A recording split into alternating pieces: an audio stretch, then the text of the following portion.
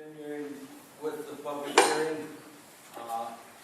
anyone here representing the Getco fuel station wish to have opening comments? Thank you. Good evening. My name is Jordan Burns. I'm counsel for Giant Eagle in conjunction with this matter. I want to start off by thanking you for your attention to it. At the July 6th meeting, this matter was tabled in light of a number of concerns that were raised by both you as members of the Planning Commission and also residents who attended that meeting. As a consequence of the concerns that were raised, the proposal before you tonight is significantly different than the one initially presented. Giant Eagle heard those concerns and has sought to address to the greatest extent possible the concerns to address the issues that were raised by you and the residents who attended that meeting. And with me tonight to review those changes and answer any other questions you might have is Todd Waldo, Senior Manager of Real Estate and Development for Giant Eagle. Also with me this evening is Beth Porta from Depop, the owner of the property. Before I allow Todd to speak, I thought it would be a good idea to review for you the standards applicable to the conditional use proposed here, since those are the standards by which your decision tonight should be governed. And I want to review those and also explain how those have been addressed by the applicant. Pursuant to your zoning code, there are a number of general criteria that are applicable to all conditional uses. There are specific standards for conditional uses as well. And then beyond that, there are supplemental regulations that apply here to gasoline stations. So in order to evaluate the proposed use here and the proposed conditional use, you need to consider all of those criteria. The first, and frankly, as I understand it, the one that got the most attention at the July 6th meeting, was whether the use will be designed, constructed, operated, and maintained so as to be harmonious and appropriate in appearance with the existing or intended character of the general vicinity. While Giant Eagle is of a mind that the original proposal met that standard, changes have been made. And again, Mr. Waldo will explain some of those changes made to address concerns that were raised about whether the use as proposed would be harmonious both in appearance and in the manner in which it was operated. As a reminder, this is a parcel that is within the business district of the city. It's adjacent to the existing shopping center where there is an existing Giant Eagle. And so it is our contention that the immediate vicinity is unquestionably of a business character. If this conditional use were not approved, there are any number of permitted uses that could be developed on this property that frankly we believe would be more invasive, more objectionable by those in the audience who may have concerns, but which this Planning Commission would be unable to prevent.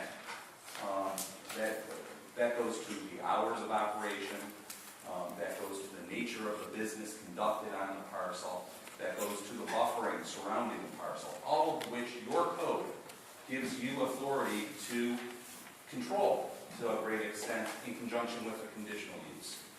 Permitted uses, you have less and in some instances no control.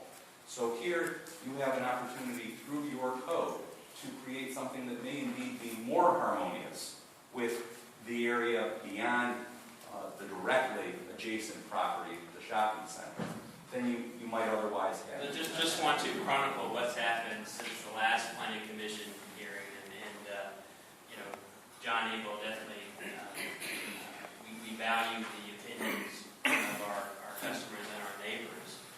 And we take that very seriously, as we are a very active participant in the community, and we don't take that lightly. So we took the comments and concerns not only from the Planning Commission, but from the neighborhood group, in which we met with multiple occasions, one time after the Planning Commission hearing on July 6th, as well as with the city staff. And we took those concerns to heart and tried to incorporate some changes to not only our site plan, but also to our building elevation to help soften that, to make it more appealable and more in line with some of the comments that we heard, and more in line with the character of the overall shopping center. So I'd like to just go through and highlight some of the concerns briefly as to what we heard at the last meeting and what's been voiced throughout the duration of this process with Planning Commission and with neighborhood groups, and then go in and address those items separately and turn to some of the graphics that we have tonight that illustrate such. Some of the concerns that we heard last time were just the pure aesthetics of the fuel station. Screening, lighting, traffic, noise, and safety issues. Just to start, if we have a building elevation that's posted to my right here that illustrates some changes that we made. Concerns last time were the harshness of some of the colors and just the overall design of it. So to soften that, we've changed it to earth tone colors, muted the colors quite a bit. We've stepped back from our corporate colors here. As you can notice, is a beige color scheme. We've incorporated, as of last time, had the brick veneer on the kiosk building itself. We added a stone veneer accent that would be similar and compatible with that which exists in the shopping center today. We've also softened the fuel canopy. And in order to do that, to make it more consistent with the shopping center and more of a residential appeal with the mansard shingled roof, we had to slightly raise the height of that canopy to do so, but our clearance height is still the same. So we've got a fascia that's been changed to a beige color, and then we have, in addition to that, a more of a mansard type of design for the roof. Again, that's strictly more in compliance with what's existing today in the shopping center. So with that said, we feel that we've made some drastic changes there. We've also added some cornice details to both the fuel canopy and also the kiosk building itself. That's noticeable as would be similar to the EFIS trim color, which is a whitish, off-whitish color within the shopping center itself. So from that standpoint, we've come a long way since the initial application.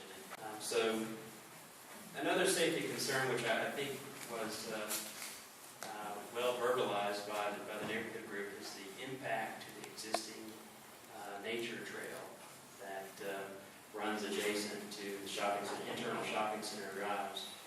As part of this, as you can see in our site plan, we do have proposed curb cuts located along that main shopping center drive, I'll say the east-west shopping center drive.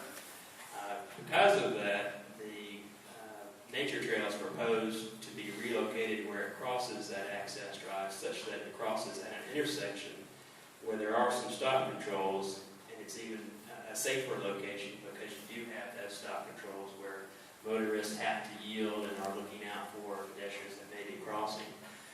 And then it connects with the nature trail to the south with relatively little impacts. We've essentially bypassed that nature trail around the proposed development outside of harm's way curb cut locations, and then connected it further to the west and to the south to the existing trail. It's Beth Borda.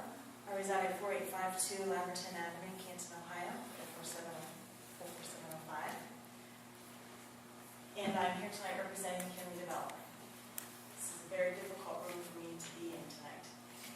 And I realize that I'm going to be a most unpopular voice, saying that I support, on behalf of McKinley Development and personally, at Get-Go at Washington Square.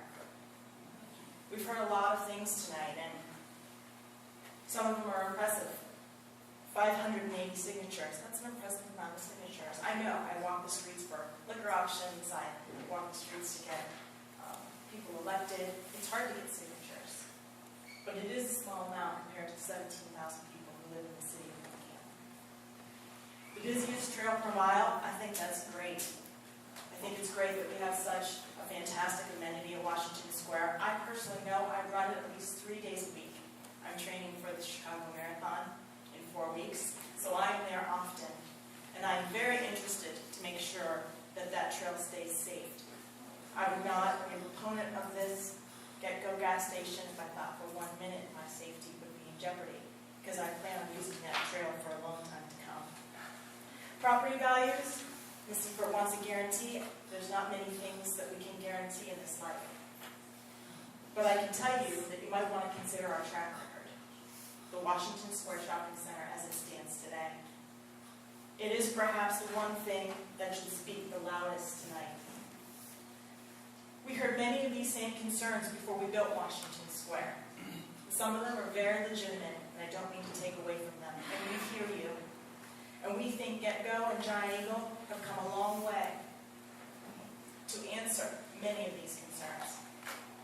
But if we had listened only to the concerns, only to the negative voices, only to the voices that feared the unknown, the shopping center would not be here today. And I don't think anyone in this room is an advocate of that.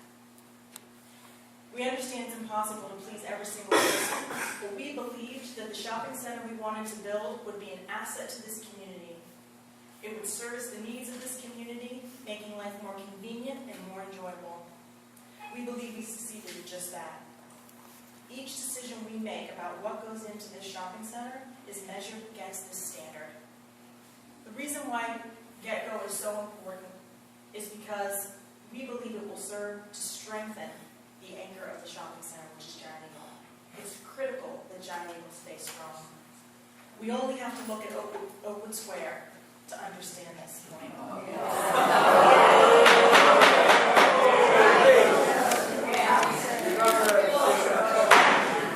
going to ask that you be removed if you're not going to be orderly. I appreciate your orderly preceding this. Quiet, please. Having a supporting Get-Go will increase volume and therefore increase the strength of Giant Eagle. Giant Eagle has leased an additional 7,600 square feet of space at Washington Square, with a possible additional expansion of 10,000 square feet that we hope they take advantage of. We want to see a whole new store there, and we're hoping that that's what Giant Eagle is going to